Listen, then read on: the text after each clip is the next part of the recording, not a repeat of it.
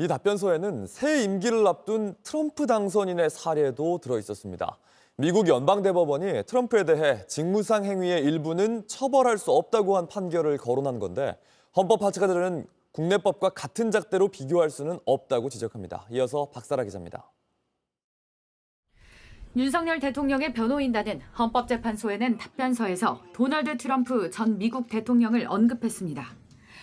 지난해 7월 미국 연방대법원이 트럼프 전 대통령에 대해 직무상 한 행위 일부는 처벌할 수 없다고 한 판결을 거론한 겁니다.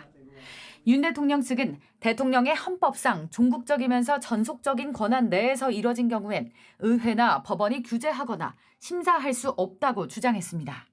윤 대통령이 결정한 비상계엄 선포 역시 국가 비상 상황에서 권한을 행사한 것뿐이라는 겁니다.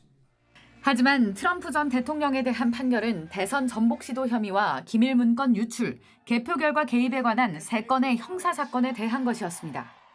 윤 대통령이 내란 혐의로 탄핵 소추를 받은 것과는 다릅니다.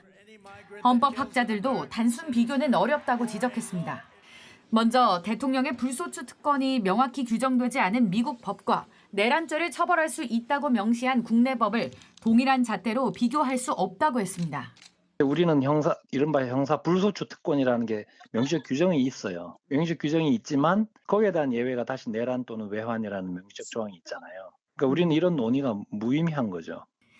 헌법재판소가 그동안 대통령의 통치 행위에 대해서도 필요하면 사법심사 대상이 된다고 판단해온 점도 지적했습니다.